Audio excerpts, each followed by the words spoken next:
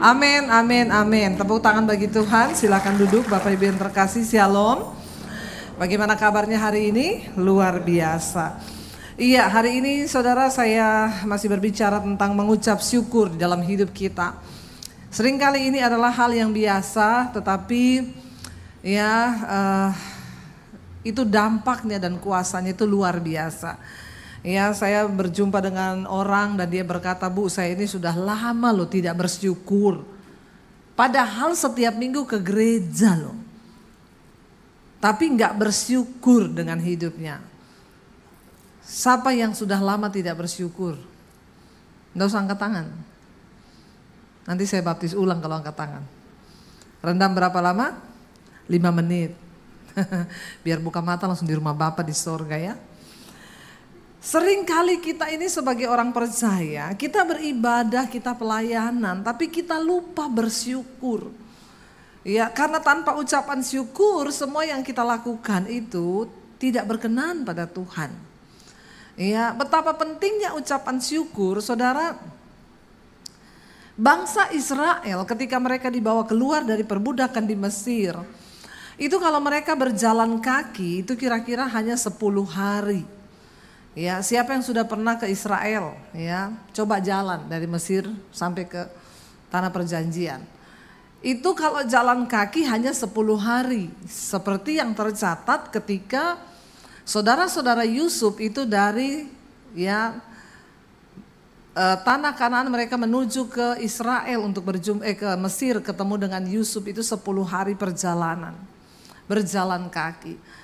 Tetapi apa yang membuat bangsa Israel harusnya akhirnya cuma 10 hari jadi 40 tahun? Ya, karena mereka tidak pernah bersyukur. Akhirnya terputar-putar setiap hari hanya bersungut. Kalau dalam hidup ini kita cuma kebanyakan bersungut saudara. Karena mengucap syukur itu lawannya bersungut. Orang yang suka bersyukur pasti tidak bersungut-sungut. Tapi orang yang rajin bersungut-sungut pasti tidak pernah bersyukur. Nah, sekarang saudara nih yang rajin apa nih? Ya, orang yang bersungut-sungut itu hanya akan memperlama, memperpanjang, menghalangi janji Tuhan terjadi atas hidupmu. Ya, kalau bangsa Israel hari itu tidak bersungut-sungut tapi mereka bersyukur dengan sebuah keadaan, itu dipersingkat saudara, cepat mereka mengalami janji Tuhan.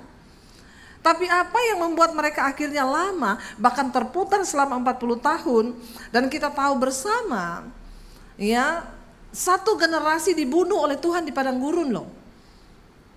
Selama 40 tahun itu, satu generasi yang keluar dari Mesir itu mati di padang gurun.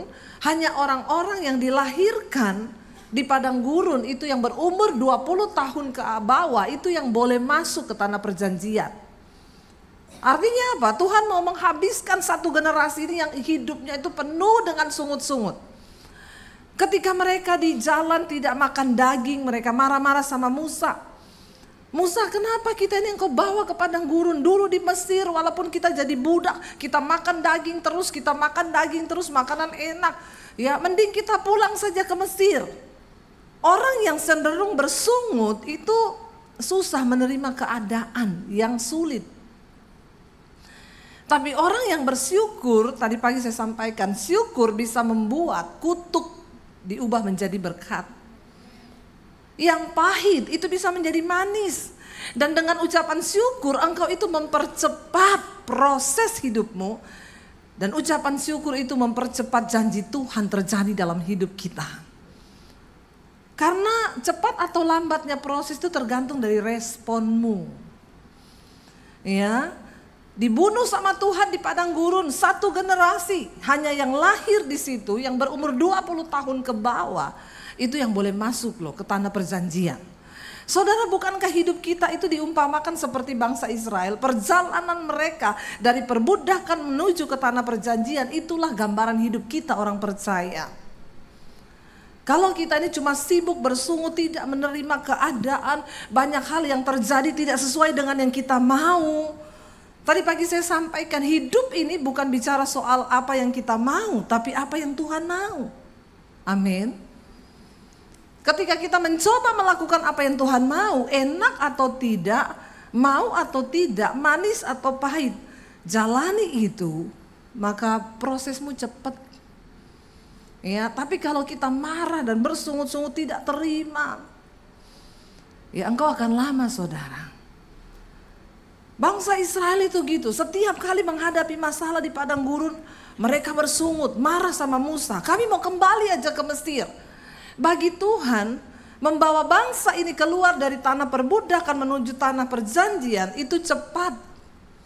Bagi Tuhan bisa lebih cepat.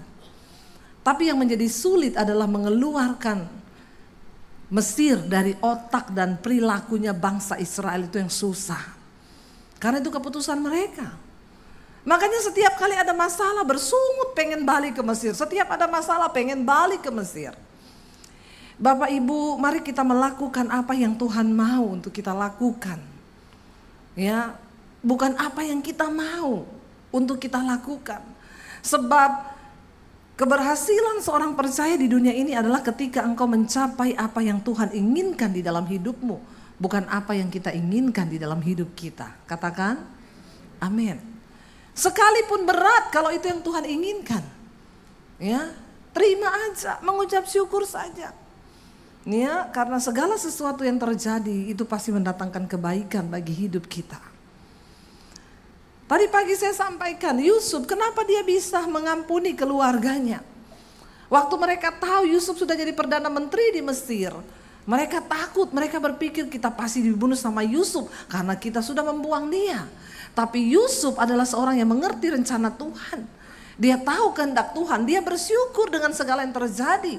Makanya ketika dia bertemu dengan saudara-saudaranya membuang dia tidak marah, dia peluk mereka dan dia berkata, aku bersyukur karena engkau membuang aku, engkau sudah dipakai Tuhan untuk membuang aku. Karena itu hari ini aku menjadi seperti aku ada dan rencana Tuhan digenapi dalam hidupku. Itu berkat kamu sudah buang aku. Orang yang bersyukur akan selalu melihat rencana Tuhan yang besar di balik setiap proses yang dia alami. Tapi orang yang tidak bersyukur, semuanya menjadi pahit. Semua menjadi pahit. Bahkan berkat sudah di depan mata, tapi dia nggak bisa mensyukuri itu. Bahkan kebaikan pun akan menjadi keburukan. Yang manis pun akan menjadi pahit bagi orang yang bersungut-sungut. Tapi bagi orang yang mengucap syukur, yang pahit itu bisa menjadi manis. Kutuk bisa menjadi berkat. Amin, saudara. Ya, kalau kita lihat, saudara, mari kita buka bersama ya satu ayat firman Tuhan. Saya pengen kita baca sama-sama. Mari kita buka bersama di dalam Filipi pasal 2 ayat yang ke-14 sampai ayat yang ke-16. Filipi pasal 2 ayat yang ke-14 sampai dengan ayat yang ke-16. Apa kata firman Tuhan di sana? Kita mau, saudara, ya, biar hidup ini kita nih berubah. Jangan cuma dengar firman ya dari kecil jadi Kristen tapi nggak pernah berubah karena nggak mau jadi pelaku firman. Kita baca bersama Filipi 2 ayat 14, berkata di sana 1, 2, 3. Lakukanlah segala sesuatu dengan tidak bersungut-sungut dan berbantah-bantahan. Ayat 15. Supaya kamu tiada beraib dan tiada bernoda sebagai anak-anak Allah yang tidak bercela di tengah-tengah angkatan yang bengkok hatinya dan yang sesat ini. Sehingga kamu bercahaya di antara mereka seperti bintang-bintang di dunia. Ayat 16. Sambil berpegang pada firman kehidupan agar aku dapat bermegah pada hari Kristus, bahwa aku tidak percuma berlomba dan tidak percuma bersusah-susah. Rasul Paulus mengatakan kepada jemaat yang ada di Filipi, ya, dia bilang, lakukanlah segala sesuatu dengan tidak bersungut-sungut dan berbantah-bantah. Orang yang tidak bersyukur itu pasti banyak bersungut dan banyak berbantah. Ya, bahkan dia berbantah dengan Tuhan loh. Hati-hati. Kalau kita tidak bersyukur maka kita pasti akan bersungut. Ya, kita berdoa Bapak Ibu supaya hari-hari ini jangan itu suka berbantah-bantah. Kenapa kita bisa ribut suami istri? Karena tidak pernah bersyukur.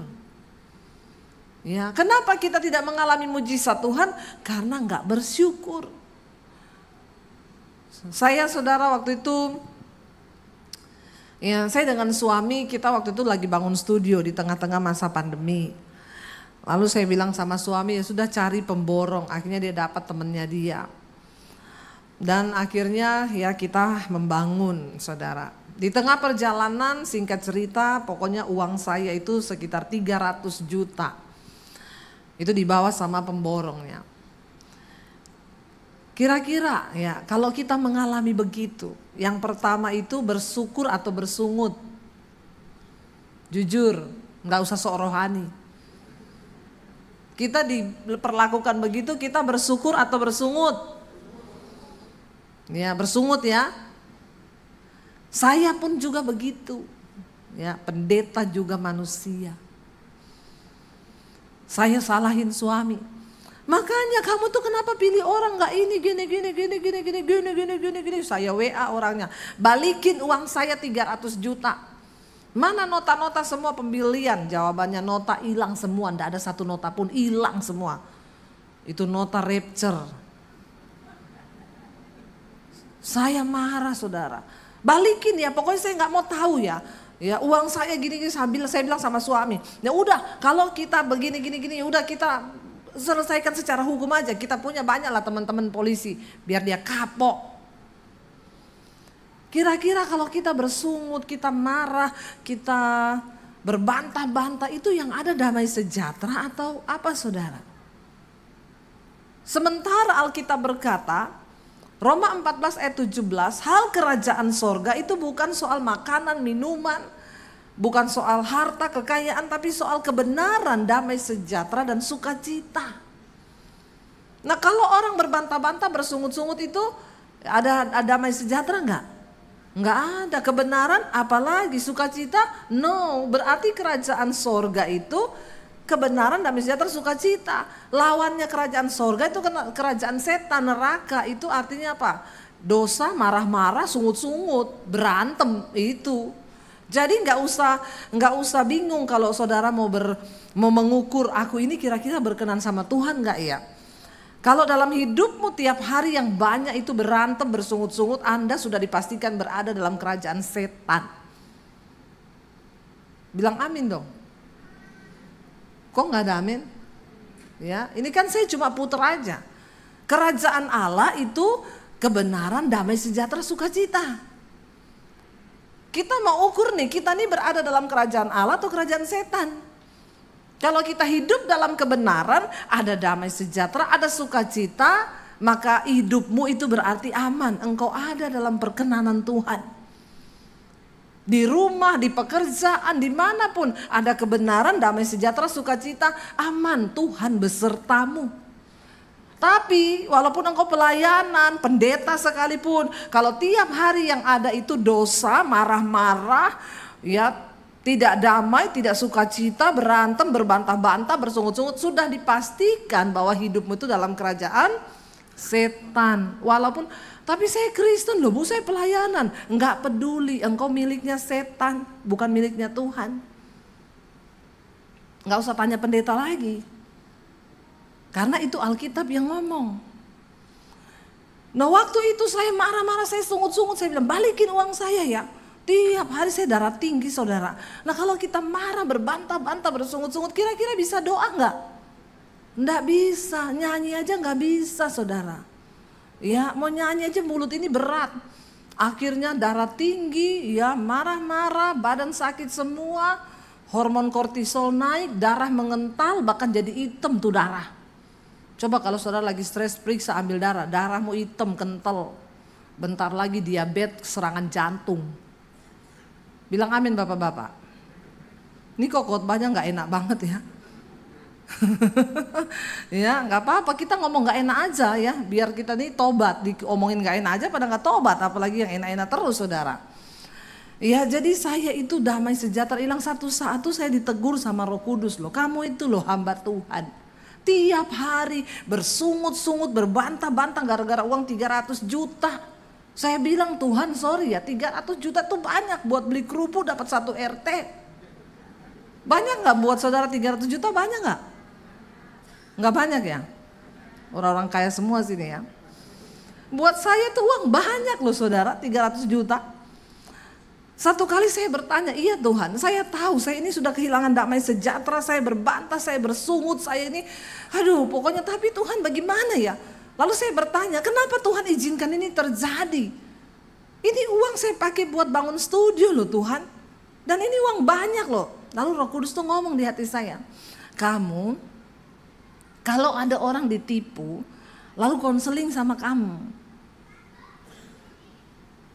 terus kamu jawabnya apa? Saya ingat ada yang konseling sama saya, Bu, uang saya dibawa lari teman saya Bu, sekian M. Apa yang harus saya lakukan Bu? Saya jawab dengan lantang, Pak, yang terpenting itu damai sejahtera. Uang itu bisa dicari Pak, tapi damai sejahtera, sukacita itu produk sorga yang gak bisa dibeli dengan uang. Bapak marah-marah kehilangan damai, Bapak sakit, Bapak kehilangan sukacita. Buat apa punya banyak uang tapi hidup begitu? Saya kayak ditampar waktu diingetin Roh Kudus loh. Terus Tuhan tuh bilang, nah sekarang kamu bisa menasihatin jemaat begitu. Kamu sendiri sekarang mengalami. Bisa gak kamu melakukan seperti yang kamu nasihatin ke jemaat? Saya masih berargumen dengan Tuhan. Tuhan, saya kan bilang gitu ke jemaat, dia kan duitnya banyak. Jadi dia lupakan itu, duitnya di rekening masih banyak. Lalu saya ini Tuhan pas-pasan nih. Itu uang ya berarti loh buat saya. Tuhan tuh ngomong gak peduli. Sekarang aku tuh melihat sikap hatimu. Kamu bisa gak bersyukur waktu itu terjadi? Lalu Tuhan tuh ngomong, lepaskan pengampunan. Ya, jaga damai sejahtera, jangan bersungut, jangan berbantah. Waktu engkau sudah berjalan di dalam kebenaran, sesuatu yang buruk menimpa itu berarti seizin Tuhan. Kita nih kadang pinter hafal ayat. Tapi ketika sesuatu terjadi kita suruh melakukan tuh susah saudara. Nah Tuhan tuh selalu bilang kamu tuh pengkhotbah. Kalau kamu mengkhotbahkan yang belum kamu alami, itu kamu pengkhotbah katanya-katanya. Tapi kalau kamu mengalami dulu baru kamu khotbahkan, itu jadi hidup. Ya tapi gak kayak gini juga kali Tuhan. Masa semua saya dulu harus mengalami? Akhirnya saya gak punya pilihan lain. Tuhan bilang lepaskan pengampunan. Waduh ayat tuh berbicara banyak. Di mana hartamu berada, di situ hatimu berada. Lupakan 300 juta itu. Aduh, saya nyesek saudara. Saya bilang, iya Tuhan, ya udah, saya mau melupakan, saya mau mengampuni orang itu. Lalu Tuhan itu spesifik sekali loh, ya. Roh Kudus menuntun saya begini, kalau kamu sudah mengampuni, kamu WA sama orang itu. Kamu bilang bahwa kamu sudah mengampuni. Saya bilang enggak usah lah, yang penting kan saya sama Tuhan sudah beres. Ngapain saya WA dia, kesenangan. Tuhan bilang WA, lalu saya WA, saya enggak mau rugi. Saya curcol sekalian, curhat colongan. Saya bilang, kamu tahu enggak, saya tuh kepahitan loh sama kamu. Saya tuh benci sama kamu. Kenapa kamu bawa lari uang saya 300 juta? Kalau kamu tidak bertobat, terkutuk loh hidupmu. Padahal cuma disuruh Tuhan tuh ngomong mengampuni loh. Dasar manusia ya. Sekalian curhat saya, biar plong kan. Kamu itu ya, saya kepahitan, saya kecewa. Ya bertobat kamu, gak bertobat terkutuk kamu. Lalu di bawah mulai masuk paragraf baru. Tapi hari ini Tuhan menegur saya. Saya gak boleh kepahitan sama kamu. Tuhan suruh saya melepaskan pengampunan. Jadi hari ini saya lepaskan pengampunan kepada kamu. Saya gak akan marah sama kamu. Saya gak akan tuntut lagi kamu. Saya lepaskan pengampunan. Terus Tuhan tuh ngomong. Tulis lagi di bawah, mulai sekarang saya gak akan tanya perihal uang itu. Kalau itu tunggu dulu Tuhan. Lumayan loh 300 juta walaupun dia cicil-cicil kan. Tuhan ngomong, enggak itu berarti kamu belum 100%. Tulis di bawah, dan mulai sekarang saya tidak akan tanya lagi perihal uang 300 juta itu. Saya enggak mau tulis saudara. Enggak, sayang, rugi, begini, begitu. Tuhan tuh bilang tulis. Melakukan firman itu tidak semudah waktu kita ngomong. Saya tarik napas panjang loh. 300 juta. Aku lupakan. Tapi Tuhan tahu kalau saya nggak nulis gitu kan nanti saya terus bersungut kan. Jadi perkara terus kan, balikin gak, lah ngomong mengampuni. Tapi balikin gak, panjang lagi prosesnya. Akhirnya saya mau taat sama Tuhan, saya tulis. Dan mulai sekarang, tangan saya bergetar. Bergetar saudara, melakukan firman Tuhan itu tidak enak dan tidak mudah. Kenapa? Ada daging yang tercabik, ada daging yang tersalib di situ. Saya bilang mulai sekarang saya tidak akan tanya uang itu. Terserah. Kalau kamu kembalikan silakan, kalau enggak juga saya sudah melupakan. Saya kirim saudara. Besok iblis bilang, tanya mana uangnya. Memang setan itu ya, setan. Saya bilang enggak, kan saya sudah tulis begitu. Saya kirim aja. Sehari-harinya saya mencoba berdamai dengan hati dan diri saya. Setidaknya sama dia sudah putus hubungan nih. Karena sudah saya akhiri lewat WA itu, saya harus komitmen dengan omongan saya. Dengan dia sudah tidak ada hubungan, sudah putus, gak lagi saya tagih, gak lagi saya marahin. Tinggal dengan diri saya sendiri nih. Saya harus beres di hadapan Tuhan. Setiap hari saya berdoa, Tuhan aku mau taat sama Engkau. Dan aku percaya kalau aku mau taat Tuhan pasti buka jalan. Waktu itu saya ini lagi inden mobil saudara, harganya 300 lebih. Ya kita sudah DP 10 juta, masih nunggu mobilnya. Tiba-tiba seminggu kemudian setelah saya lepaskan pengampunan, saya bersyukur buat semua yang terjadi. Tuhan aku bersyukur atas semua yang terjadi. Tiba-tiba ada orang WA saya, Ibu Debbie, Shalom, maaf ya Bu, Ibu jangan tersinggung. Kenapa? Saya disuruh Tuhan belikan Ibu mobil. Kok nggak wow ya? Dan itu saya nggak cerita kemana-mana, saya ditipu tuh saya belum cerita, nggak ada yang tahu. Itu minta maaf loh, Bu Debbie maaf. Biasanya orang kalau maaf gitu mau pinjam duit, ya toh? Atau meminta didoakan. Itu enggak, Ibu maaf ya Bu, kenapa? Saya disuruh Tuhan, Ibu jangan tersinggung. Saya disuruh Tuhan beliin Ibu mobil. Itu padahal kan saya harus masih bayar 300 juta. Saat itu lunas, bahkan mobilnya lebih mahal dari yang kami harapkan. Itu Tuhan, ini bukan dongeng, ini terjadi. Saudara percaya atau tidak terserah. Emang gue pikirin, ada juga gue singkirin. Bener. Saya tuh cuma gini, wow Tuhan, Tuhan tuh loh jangan main-main. Berarti kan uang saya 300 juta itu saya udah gak harus keluar kan. Sudah diganti kan, yang hilang itu kan.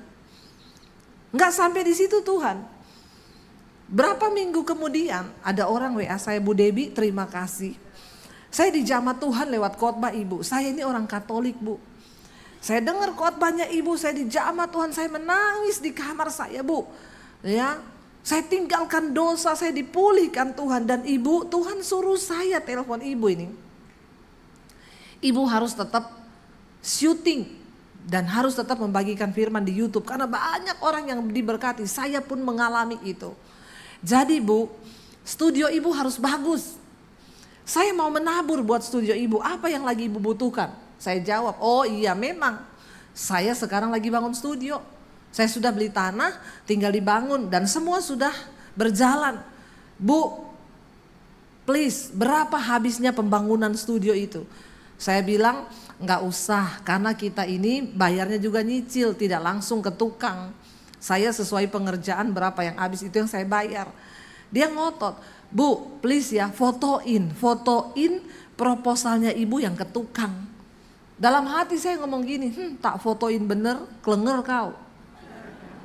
itu habisnya 850 juta. Emang lu mau kasih 850 juta? Ini keadaan pandemi. Nggak mungkin. Dia sampai WA berkali-kali saya nggak balas. Akhirnya sampai 3 hari dia telepon, Bu please ya. Tuhan suruh saya nggak tahu orang ini siapa. Tuhan suruh saya loh Bu. Kirim Bu foto yang ibu kasih ke tukang, proposal dari tukang itu habisnya berapa. Ya udah saya bilang ke suami biarin aja, saya kirim aja. Biar dia kaget, dia pikir 100-200 juta nih. Saya kirim 850 juta, bisa minta nomor rekening Bu, dia transfer 1 M. Wow.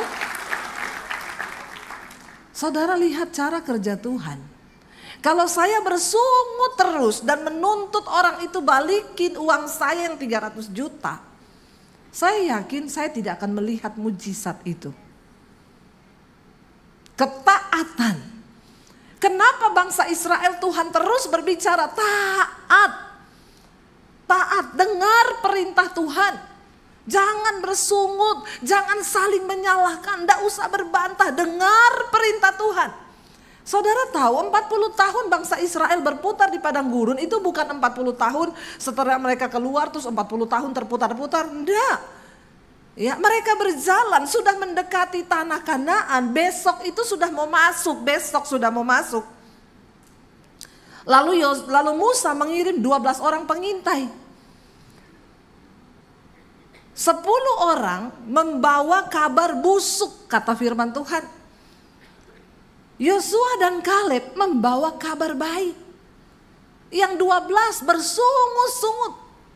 Memang negeri itu bagus. Anggurnya 1 tandan dipikul 2 orang. Gede-gede, delimanya besar. Tapi jangan mimpi, mati kita masuk ke sana. Kita ini cuma seperti belalang di mata mereka. Ini Musa ngapain sih dia bawa-bawa kita ke sini?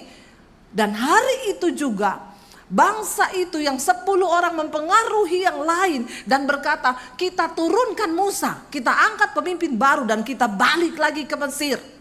Karena percuma kita masuk ke sana, mati kita semua. Mereka berbantah mau melempari Musa dengan batu. Mau melempari Yosua dan Kaleb dengan batu. Tapi tiba-tiba kemuliaan Tuhan turun. Dan bangsa itu gemetar. Dan hari itu akhirnya mereka diam dari sungut-sungut. Tinggal 1 hari besok mau masuk ke tanah perjanjian. Mereka bersungut, mereka berbantah, mereka marah. Tuhan ngomong mulai hari ini. Kamu akan berputar selama 40 tahun di padang gurun. Jadi itu loh peristiwa mereka berputar itu setelah tinggal sehari mau masuk. Tinggal sehari bukan keluar tuh langsung 40 tahun putar-putar. Enggak. Dan Tuhan berkata generasi pertama semua harus mati di padang gurun. Hanya yang lahir 20 tahun ke bawah itu yang akan masuk. Jadi mereka 40 tahun itu masih jauh. Mereka berjalan 20 tahun kemudian di padang gurun baru melahirkan anak.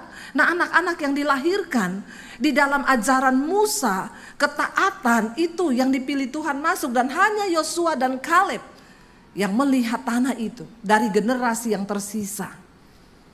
Saudara, jangan engkau bersungut dan jangan engkau berbantah. Memperlama proses Tuhan di hidupmu. Amin. Saya lepaskan pengampunan. Kalau saya mempertahankan di hati Tuhan uang 300 juta loh. Enak aja suruh mengampuni. Enak aja suruh melepaskan pengampunan. Makanya jangan taruh uang di hatimu. Kenapa orang tidak bisa mengampuni, apalagi tidak bisa mengucap syukur dalam masalah uang? Karena uang engkau taruh di hati. Itu yang menyebabkan engkau tidak bisa taat kepada firman Tuhan. Sama Tuhan disuruh menabur. Ya enak aja tabur. Jadi kaya nanti itu gereja. Datang ke gereja ngasih kolekte 2.000. Nggak usah angkat tangan. Bagi Tuhan kau kasih 2.000 saudara. Makanya itu uang 100.000 bilang saya ini uang yang paling terhormat. Ada di dompetnya orang-orang kaya. Dibawa ke hotel-hotel mewah. Kata uang 2.000, aku dong yang paling mulia. Aku ada di sorga karena setiap minggu aku terbanyak di kantong kolekte. Haleluya ya. Bertobat. Jangan engkau bersungut-sungut. Dan paling banyak orang bersungut itu dalam hal uang. Kelihatan tuh di situ. Kalau ada uang, sukacita dia. Nanti kalau uangnya mulai menipis, apalagi tanggal jatuh tempo mendekat. Ya, dua hal yang membuat jantung berpacu dengan cepat. Jatuh cinta dan jatuh tempo. Itu hati-hati saudara. Mari kita menjadi orang Kristen yang berkenan di mata Tuhan. Jangan sampai uang menjadi raja di hidupmu, engkau taruh di hatimu, itu yang akan membuat berat engkau menjadi pelaku firman. Bagi saya 300 juta berat untuk saya lepaskan hak. Tapi waktu kita taat, kita lepaskan tuh, saya ini bukan cerita dongeng loh, ini terjadi di dalam hidup saya. Ini terjadi. Ya, ketika kita ini jujur di hadapan Tuhan, ketika kita ini mau taat. Alkitab berkata hari ini firman Tuhan bilang, lakukanlah segala sesuatu dengan tidak bersungut-sungut dan berbantah-bantahan. Suami istri, engkau yang tiap hari ini bersungut-sungut, berbantah-bantahan, bertobat. Saya mau lihat yang datang suami istri, coba bilang sama istrimu, bilang sama suamimu, jangan bersungut-sungut, jangan berbantah-bantah. Ayo cepat bilang. Bilang sama istrimu, bilang sama suamimu. Ayo lihat istrinya, jangan lihat istri orang. Disuruh lihat suaminya sendiri malah lihat suami orang loh. Ya, ayo yang datang suami istri, saya bisa lihat dari sini kehidupan rumah tangga saudara ini harmonis atau tidak. Cuma disuruh lihat pasangan enggak mau loh. Ini ada kepahitan nih. Perlu saya doakan, perlu saya tumpang tangan dan tumpang kaki kalau perlu. Jadi orang Kristen ke gereja disuruh lihat loh pasangannya moh. Lah piye? Karepmu tuh piye? Saya udah bahasa Jawa lagi. Ya, jangan ada kepahitan di antara kita. Bagaimana Tuhan mau memberkati? Ya, hidup aja ribut, berantem ke gereja loh. Ke gereja bareng nih nggak mau lihat-lihatan. Saya bisa lihat dari sini nih suami istri yang nggak mau lihat-lihatan. Bertobat ya. Saya ngomong serius. Tadi dari rumah di mobil udah berantem hebat, mau dekat gereja. Shh. Hapus air matamu. Udah deket gereja. Nanti kelihatan orang gak enak, pakai bedak lagi, pakai lipstik lagi. Padahal di mobil tadi, ya udah mau apa, kita cerai aja. Udah deket gereja, cepet lap air matamu. Lap, pakai lipstik lagi, turun sampai di gereja, disalami, shalom, apa kabar? Luar biasa. Kata malaikat, pret banget. Hati-hati ya, hidup kita ini banyak saksi. Banyak sekali saksi, nggak usah pencitraan jadi anak Tuhan, nggak usah pencitraan jadi orang Kristen, nggak usah pencitraan lu jadi pengerja. Kalau hidupmu tidak berkenan pada Tuhan, nggak ada guna, tidak diberkati. Bilang amin. Iya, ayo hidup dalam damai sejahtera. Dalam rumah tangga jangan ada sungut-sungut, tidak bersyukur, berbantah-bantah kata firman Tuhan. Makanya kita nggak diberkati Tuhan. Dikatakan di sana, lakukanlah segala sesuatu dengan tidak bersungut-sungut dan berbantah-bantah. Supaya apa? Supaya kamu itu tiada beraib. Ayat yang ke-15 ya. Supaya kamu tiada beraib dan tiada bernoda sebagai anak-anak Allah yang tidak bercela di tengah-tengah angkatan yang bengkok hatinya dan sesat ini. Jadi ternyata kita ini lagi ada di dalam zaman angkatan yang bengkok hatinya dan sesat. Dan Alkitab itu berkata kalau kita hidup tidak bersungut dan tidak berbantah, kita ini tiada beraib dan tiada bernoda di hadapan Tuhan loh. Ini nggak ditulis begini, maka ya kamu itu jangan bersinah, jangan ini supaya kamu tiada beraib dan tiada bernoda. Ternyata dosa bersungut-sungut dan berbantah-bantah itu juga serius di hadapan Tuhan dan bisa menjadi aib yang akan membuat kita ini tidak tercatat sebagai anak-anak Allah. Katakan amin. Alkitab berkata, di mana orang hidup rukun bersama, maka kesanalah berkat Tuhan itu akan diperintahkan. Jangan bersungut-sungut, jangan berbantah-bantah. Saya dengan suami saya punya komitmen, berantem 5 menit cukup. Amin. Kalau jiwamu sehat dan jiwamu itu dikendalikan oleh firman Tuhan, itu akan menjadi mudah. Ya, marah-marahan, diam-diaman, udah 5 menit loh. Ayo kita berdamai. Ayo kita taklukkan amarah, ayo kita doa bareng. Berkat Tuhan mengalir. Jangan ada orang Kristen tuh berantem sampai 1 minggu gak omongan. 1 bulan gak omongan. Jangan ada di sini loh ya. Bagaimana berkat Tuhan bisa dicurahkan dalam hidupmu kalau kita tuh hidup seperti itu? Ya. Dikatakan supaya kita tiada beraib dan tiada bernoda sebagai anak-anak Allah yang tidak bercelah. Tidak bercelah. Ya, karena ingat kerajaan Allah, kebenaran, damai sejahtera, sukacita. Kerajaan setan marah-marah, bersungut-sungut, berbantah-bantahan. Dan dikatakan di situ sehingga kamu itu bercahaya di antara mereka seperti bintang-bintang di dunia. Loh, kita ini bercahaya waktu kita tuh nggak bersungut-sungut, nggak berbantah-bantah, tapi belajar bersyukur. Ya, belajar bersyukur. Saya nggak tahu, ini khotbah ini baru saya dapat tadi pagi loh, waktu saya ada di ruang pembicara. Ya, mungkin Tuhan itu tahu ya, kita ini sudah jarang bersyukur. Padahal bersyukur itu mendatangkan berkat yang luar biasa.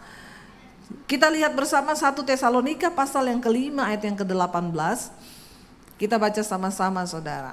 1 Tesalonika pasal yang ke-5 ayat yang ke-18, firman Tuhan berkata di sana 1, 2, 3. Mengucap syukurlah dalam segala hal, sebab itulah yang dikehendaki Allah di dalam Kristus Yesus bagi kamu. Apa yang Tuhan kehendaki dari hidup kita? Kenapa kita ke gereja? Kenapa kita baca Alkitab? Supaya kita mengerti kehendak Tuhan. Apa kehendak Tuhan? Ternyata mengucap syukur dalam segala hal. Tadi pagi saya sampaikan, kita itu sering kali ya, kita ini sudah harus kita buang itu tradisi. Tuhan bilang kan bersyukur dalam segala hal. Kita tuh kadang dengar orang undang ya, nanti malam ke rumah saya ya, ada apa? Ucapan syukur. Ucapan syukur apa ya? Saya beli rumah baru. Tapi kita gak pernah dengar, nanti datang ya, ada apa? Ucapan syukur. Kenapa? Saya terpaksa harus jual rumah karena keadaan keuangan saya yang buruk. Pernah gak saudara dengar begitu? Adanya, datang ya nanti kita makan-makan, ucapan syukur, ibadah. Ucapan syukur ibadah apa? Suami saya naik pangkat, naik gaji juga loh, dapat tunjangan, dapat fasilitas, bersyukur. Tapi kita gak pernah dengar ada orang bilang, nanti datang ya ucapan syukur di rumah saya. Kenapa? Suami saya dipecat. Ya. Kita dengar orang berkata, ayo datang nanti ibadah ucapan syukur ya, kenapa? Suami saya tuh loh, usahanya sukses, malah sekarang dibukakan lagi usaha-usaha baru. Tapi gak pernah ada orang bilang, datang ya ucapan ibadah syukur nanti malam. Acara apa? Suami saya tuh loh bangkrut. Padahal Tuhan bilang, mengucap syukurlah dalam segala hal. Kenapa? Karena di balik semua peristiwa yang terjadi di hidup kita, itu Tuhan punya rencana. Tuhan punya rencana. Makanya ada yang datang, Bu Debbie doakan ya Bu, kita ini usaha 20 tahun Bu, tidak pernah rugi. 20 tahun, baru tahun ini tuh rugi loh Bu. Terus datang sama saya kenapa? Minta didoakan. Minta didoakan apa? Ya supaya untung lagi, enggak usah. Puji Tuhan rugi. Makanya kamu cari saya, kalau untung terus enggak cari saya kan? Kalau untung terus nggak cari Tuhan. Ya, untung terus 20 tahun. Saya bilang gantian dong. Tahun ini Bapak rugi, biar ada yang lain yang untung. Itu baru Alkitabiah. Tapi orang Kristen tuh rakus, maunya untung terus. Padahal Alkitab bilang ada waktu untung, ada waktu rugi. Ada waktunya lahir, ada waktunya mati. Ada waktunya senang, ada waktunya sedih. Itu baru bilang hidupmu tuh seimbang. Waktu untung gak pernah cari Tuhan. Waktu bangkrut bangkrut. Ada yang telepon saya, Bu Debbie, saya tuh mau bunuh diri, Bu. Saya selama ini sukses, usaha saya berhasil. Sekarang saya bangkrut, Bu. Tiap hari saya mau bunuh diri, tapi nggak tahu kenapa muka ibu itu muncul terus, Pret. Udah bangkrut baru muka saya muncul, saudara. Saya bilang sekali-kali ya Bu, Pak, kalau kamu dapat untung 20M, biar muka saya muncul itu loh. Kenapa cuma mau mati, bunuh diri, bangkrut muka saya muncul, kebangetan nggak? Bertobat nih jemaat ini memang. Kalau untung lupa hamba Tuhan, saat mau bangkrut, rugi, mau bunuh diri, ingat muka saya. Ya akeh tunggale. Makanya saya bilang puji Tuhan lah ya, bangkrut akhirnya cari saya toh. Dengerin nih khotbah-khotbah saya biar mengerti apa arti hidup. Sukses bukan hanya bicara tentang kaya.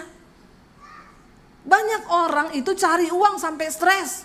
Dapat uang, dia pakai untuk menghilangkan. Cari uang sampai stres, dapat uang dipakai untuk hilangin stres. Itu yang namanya healing. Sakit jiwa lu.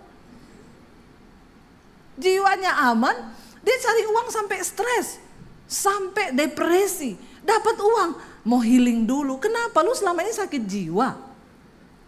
Baru mau healing. Healing itu di hadirat Tuhan. Mau engkau pergi ke kutub utara, kutub selatan, engkau mau berlibur kemanapun, kalau jiwamu stres, engkau pulang tambah stres karena lebih banyak cicilan. Jadi saudara, arti hidup itu apa? Waktu engkau bisa mensyukuri seberapa yang engkau punya. Itu namanya engkau menemukan arti hidup di dalam Tuhan. Tepuk tangan buat Tuhan. Karena hidup ini bukan soal berapa banyak yang engkau miliki, tapi berapa banyak yang engkau bisa nikmati. Karena orang punya banyak, kalau nggak punya karunia menikmati, kasihan deh lo. Amin. Saya ini lo bersyukur saudara. Ya, nggak punya banyak saudara. Saya nggak punya private jet. Saya di Amerika lo naik private jet. Yang lebih luar biasa nggak keluar duit, lebih dari pemenang. Ya nggak saudara? Nah iya. Tuhan berikan kepada orang-orang yang dikenannya, kita dapat karunia menikmati. Makanya Alkitab bilang, ada satu hal yang aku lihat di bawah kolong langit ini, ada orang itu dia bisa berusaha cari uang. Dia dapat banyak uang, miliki banyak harta, tapi dia tidak diberi kuasa untuk menikmati semua yang dia miliki. Makanya untuk bisa cari karunia menikmati, dia healing, pergi kemana-mana. Dia pikir itu bisa menikmati, ternyata juga enggak. Karena karunia untuk menikmati diberikan kepada orang-orang yang rajin bersyukur. Walaupun engkau dapat sedikit, engkau syukuri, itu loh healing, itu loh menikmati. Hidup ini bukan soal seberapa banyak kita memiliki, tapi berapa banyak yang bisa kita nikmati. Sebab banyak orang mendapat banyak, tapi dia nggak bisa nikmati. Kenapa? Karena tidak ada karunia bersyukur. Waktu muda stres, nggak punya uang, cari uang. Cari uangnya sampai stres karena dia pikir uang bisa membuat dia bahagia. Udah tua dia dapat uang, tapi tetap nggak bisa menikmati. Ya ada yang bilang, sate kambing di sana enak loh. Aku nggak bisa makan kambing, kenapa? Darah tinggi. Kasihan kan, dulu miskin nggak bisa beli sate kambing. Sekarang udah kaya, nggak bisa makan sate kambing, kenapa? Darah tinggi. Apa sih arti hidup ini?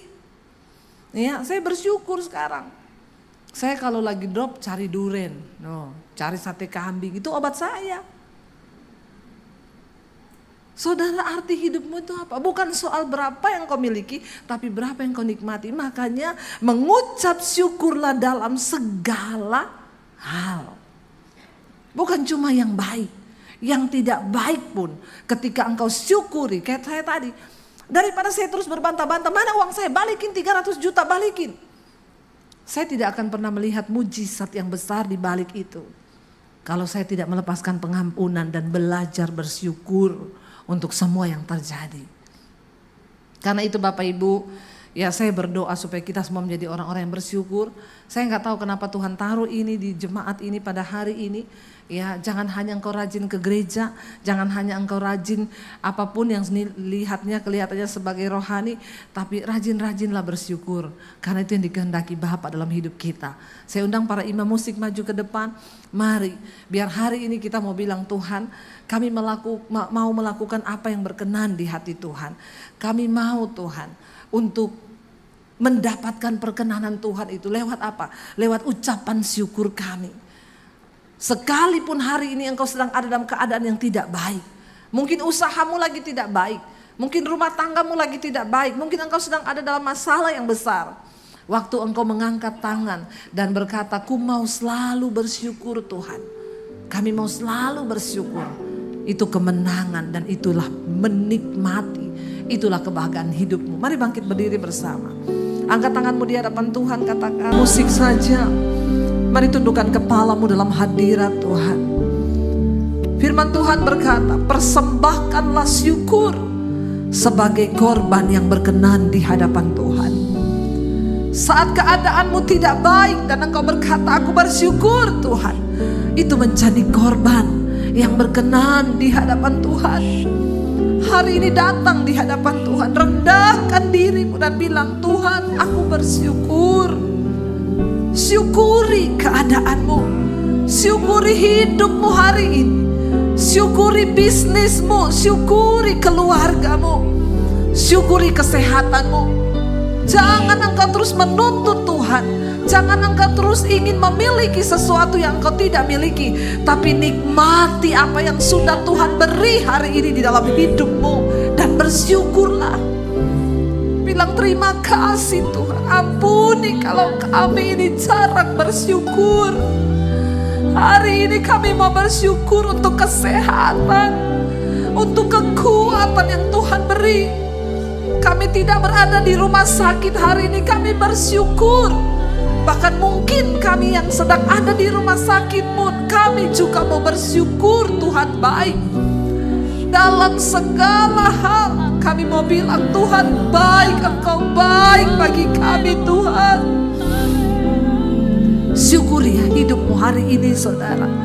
Tidak peduli persoalan apa yang sedang engkau alami, ada kuasa di dalam ucapan syukur yang kau naikkan kepada Tuhan. Sekali lagi katakan pujian ini sebagai ucapan syukur kita, bilang,